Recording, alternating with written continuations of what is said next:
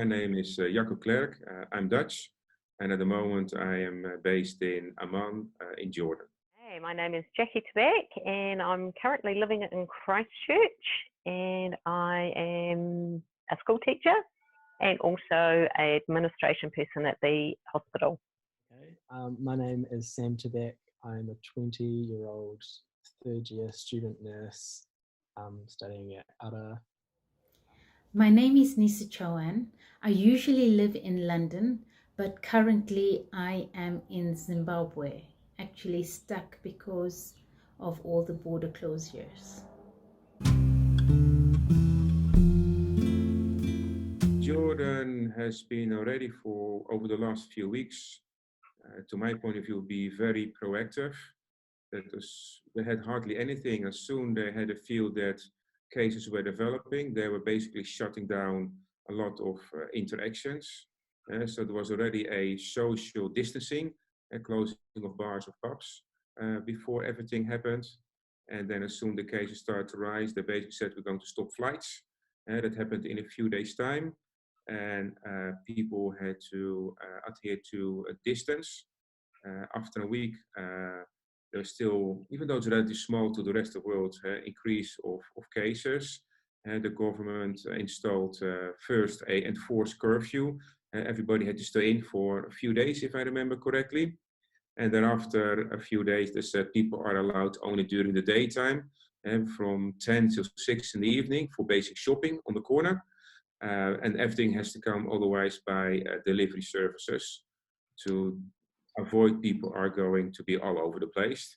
And in the beginning it was, okay, we have to get used to that. But I think, everybody over here is now used that the government has been proactive. Of course, there are military on the street, but not in a scary way. It's more to support the police. And of course, to make sure that people adhere. Yeah, sometimes you see videos of people still try to drive or to run over the street. Yeah, okay, they be cut by the authorities, and then of course they are taken away to stay there for the time being. And so far, I think it's good. People getting used to it.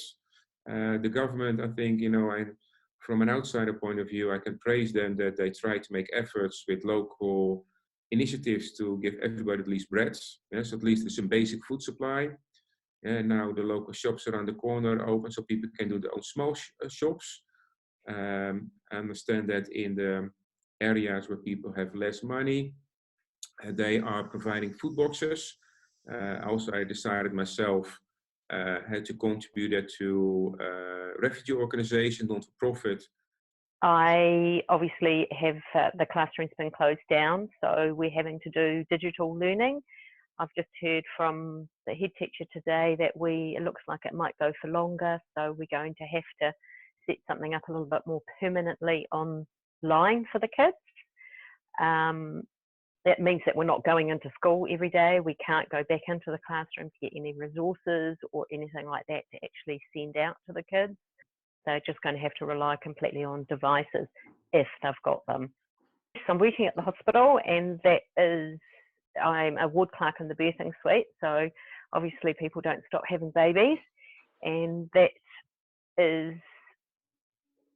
very, very strict in there. We've got all the COVID-19 banners up, and 2 meters from reception is a cone that people have to stand behind. We're only allowed 4 people in the office at a time. The situation right now in Zimbabwe is that I am actually currently living with my brother and his children, and also there's been a lockdown in Zimbabwe for the last 2 weeks now. My work is actually online, so that's not too much of a challenge, but I also rent out my spare room on Airbnb in London, and that obviously has shut down. Because I'm already now for my 3rd week in self-isolation in the hotel. It means that we are working remotely with our colleagues who are working on the airport on the hangars. There's a company, Geramco, looking after aircraft maintenance. I think they're doing a great job how they try in the current situation, to look after the business, after the client's aircraft, and how jointly all the people on site from home try to do the best to ensure a safe and good working environment in the current conditions. If you're looking in here in the hotel with our colleagues, we try to look after each other because this is not a normal situation. And we're all human. And so everybody has sometimes, I call it a little bit of a wobbly day. Yeah, to say, this is a bit restrictive. But overall, we're looking after each other. We keep each other in check. So there is a good, I call it extended family, even with the people in the hotel. I've done in the past weeks with the HR director of the hotel, we run some sports classes for the hotel staff. And myself, every other day, I try to run up and down the staircases here of the complex. Yeah, several times just to burn off my energy and to keep my sanity as well. So that's more me and my colleagues. And at the last part, for myself, of course, I miss my family. And normally I'm 3 weeks here, 1 week home. But of course, I'm here ready now for 5 weeks and expect this could take at least for 8 weeks. So I do miss my wife, and my daughters to see them physically. But okay, it's what it is. Yeah, at one part we need to help the people to continue their work and to support them. And at the same time, okay, I will catch up with the family life in the near future. I'm very grateful that we have things like Zoom, Skype, WhatsApp video. So I try to make efforts to have face-to-face calls with them as well with my parents.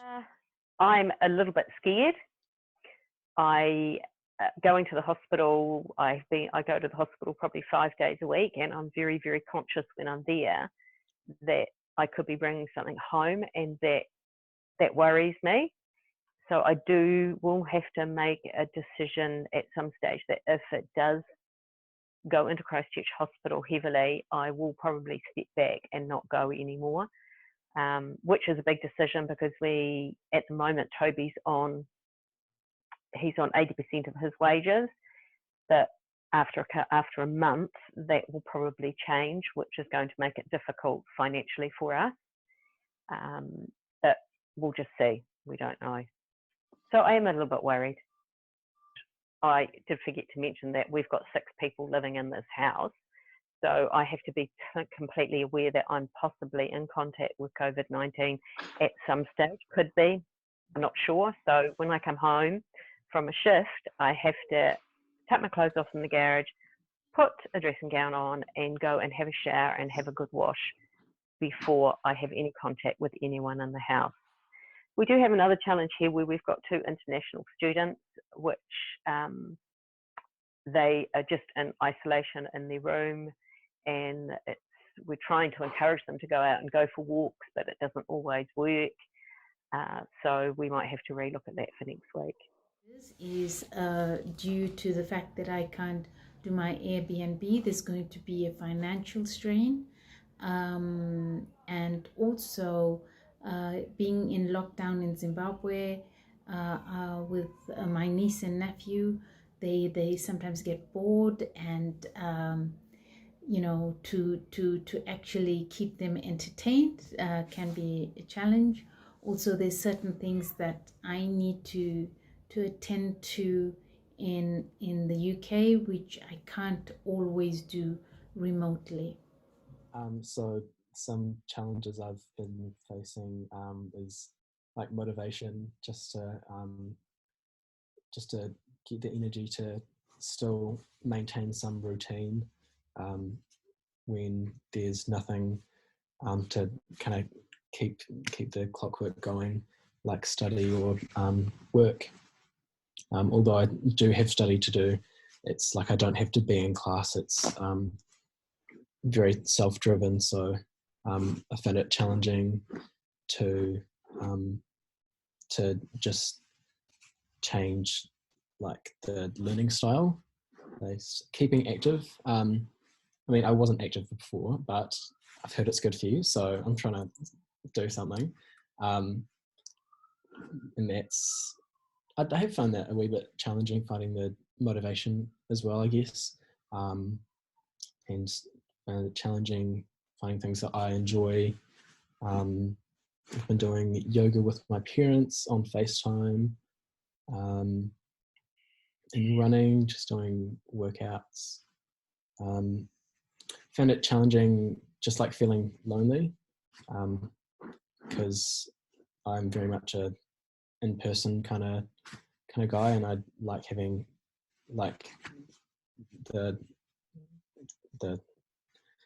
physical interaction, and like getting coffees with people. That's really important to me, and it's I'm finding it difficult to stay connected over the internet. Yeah. I think first is for yourself a reflection. If you would have said 3 weeks ago the world would come to standstill, people say, "Have you lost your mind?" Yeah, and suddenly it's quiet everywhere around the world. So, sometimes you make yourself very busy for less important items. Yeah, so that's one takeaway for myself and what is really important in life. I think also to appreciate more, the other people around yourself, nature, society. So yeah, I hope that myself for the ongoing time, as well the rest of the world will take is lessons learned from this. I'm proud of the people. I have a lot of contact with my Jordanian colleagues, how they are, how the families are. Globally, environment, the pollution is disappearing. Yeah. People can see the fish in the water, there are many of those items. Some people say, hey, a clean out by nature itself, this, and maybe sounds harsh, but okay, maybe there's an element of truth into this. We're more conscious about our awareness of what we touch and our hands, how cleanliness of our hands, and which probably we were a little bit slack on before. We've got more family time. I think it's great that Toby has initiated yoga every morning. So we all get together in the morning and we do yoga. Absolutely, there have been some positives. I have, I've learned a lot about myself, that I really struggle with mornings. I have learned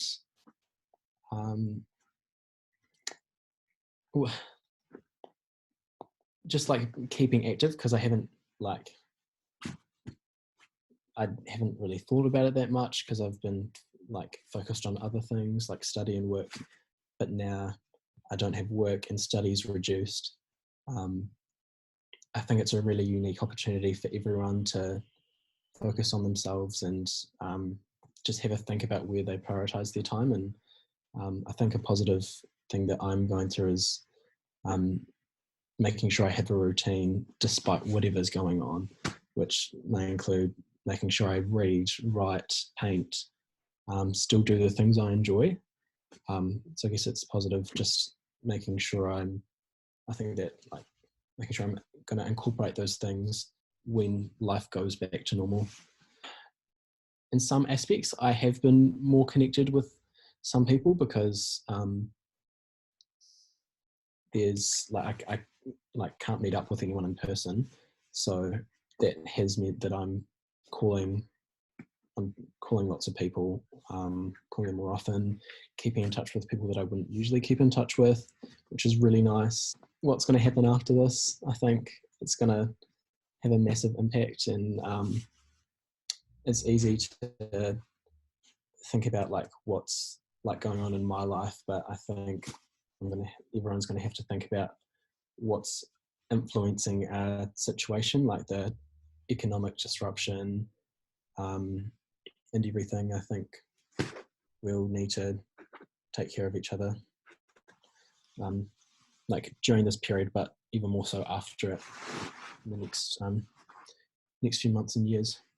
We have beautiful sunshine and blue skies in Zimbabwe, a little bit cloudy today, and also we have a spacious garden where we can do walks, and here I normally do my yoga every morning, and I'm able to solidify my morning routine We also can go for nature walks around the area.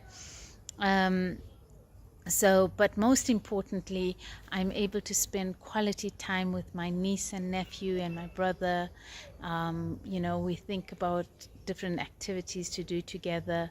So, also really, really catching up with our health and fitness routines, and able to work online. So I just find all the things I didn't really have time for, I'm able to do right now. And just I mean, how many times have we wished for the world to just go on pause?